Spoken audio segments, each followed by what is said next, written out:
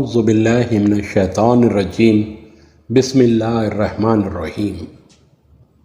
خلاصہ 10ویں پارے کا 10ویں پارے کا آغاز سورہ انفال سے ہوتا ہے۔ اس پارے کے شروع میں اللہ تعالیٰ نے مال غنیمت کی تقسیم کا ذکر کیا ہے کہ اس مال غنیمت میں اللہ اور اس کے رسول صلی اللہ علیہ وسلم کا ثوابدیدی اختیار 5ویں حصے کا ہے، یعنی رسول اللہ صلی اللہ علیہ وسلم کو یہ اختیار حاصل تھا کہ آپ مال غنیمت کے 5ویں حصے کو اپنے مرضی کے ساتھ تقسیم کر سکتے تھے۔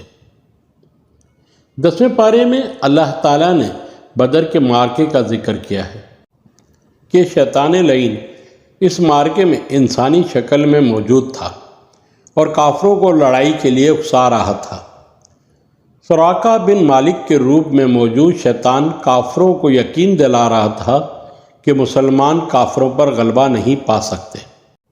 جب اللہ تعالیٰ نے جبرائیل علیہ السلام کی قیادت میں فرشتوں کی جماعتوں کو اتارا تو شیطان فرشتوں کی جماعت کو دیکھ کر میدان بدر سے فرار ہو گیا۔ کفار مکہ نے اس سے پوچھا کہ سراقہ، تم تو ہمیں فتح کی نوید سنا رہے تھے، اب کہاں بھاگے جا رہے ہو؟ اس پر شیطان نے جواب دیا، میں وہ دیکھتا ہوں جو تم نہیں دیکھتے۔ مجھے اللہ کا خوف دامن گیر ہے اور اللہ کی پکڑ بڑی شدید ہے۔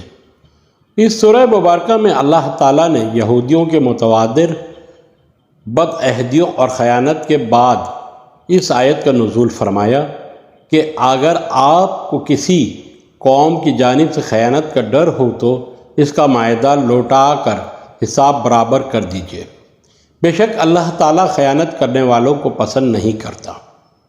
اس سورہ میں اللہ تعالیٰ نے مسلمانوں کو اس بات کی یقین کی ہے کہ کافروں سے مقابلے کے لیے ہر ممکن طاقت اور گھوڑوں، فوجی ساز و سامان کو تیار رکھیں۔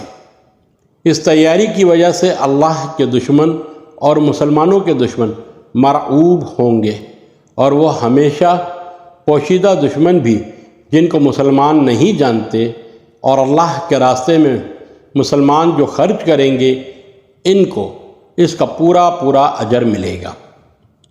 اس سورہ مبارک میں اللہ تعالیٰ نے یہ بھی بتلایا کہ مسلمان افرادی اعتبار سے کمزور بھی ہوں تو کفار پر غالب رہتے ہیں۔ ایک دور میں ایک مسلمان 10 پر غالب آتا تھا۔ گزرتے دور میں مسلمان کی طاقت میں کمی آ گئی ہے، لیکن پھر بھی ایک مسلمان ہمیشہ 2 کافروں پر بھاری رہے گا۔ سورۃ الانفال کے بعد سورہ توبہ ہے۔ سورہ توبہ قرآن مجید کی واحد سورت ہے جس سے پہلے بسم اللہ موجود نہیں ہے۔ اس کی 2 وجہ بیان کی گئی ہیں۔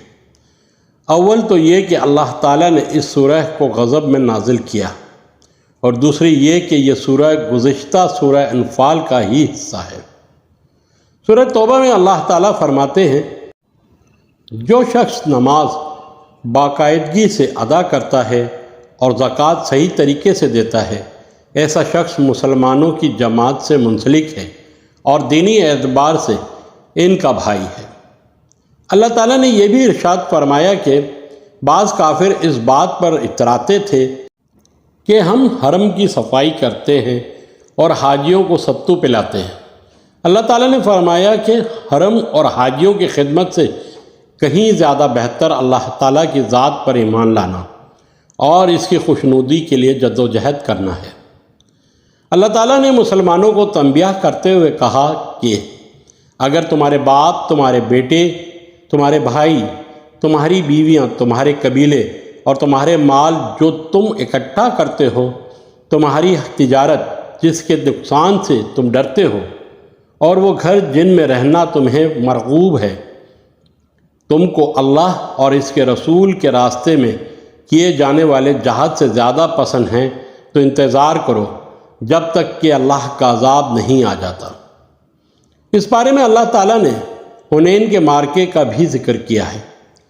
مسلمانوں کو ہمیشہ یہ طرز عمل رہا ہے کہ وہ قلت وسائل اور افرادی قوت میں کمی کے باوجود اللہ اور اس کے رسول صلی اللہ علیہ وسلم کے حکم پر ثابت قدم اور اللہ کی غیبی نصرت و حمایت کے طلبگار رہے۔ لیکن حنین کا معرکہ ایسا تھا جس میں مسلمانوں کی تعداد اور افرادی قوت بہت زیادہ تھی۔ اس تعداد کی کثرت اور فراوانی نے مسلمانوں کے دل میں ایک فخر کی کیفیت پیدا کر دی تھی۔ جب مسلمان کافروں کے آمنے سامنے ہوئے تو ہوازان کے تجربہ کار تیر اندازوں نے یک لخت مسلمانوں پر حملہ کر دیا۔ مسلمانوں کے قدم اکھڑ گئے، تاہم نبی کریم صلی اللہ علیہ وسلم پورے وقار اور شجاعت کے ساتھ میدان جنگ میں ڈٹے رہے۔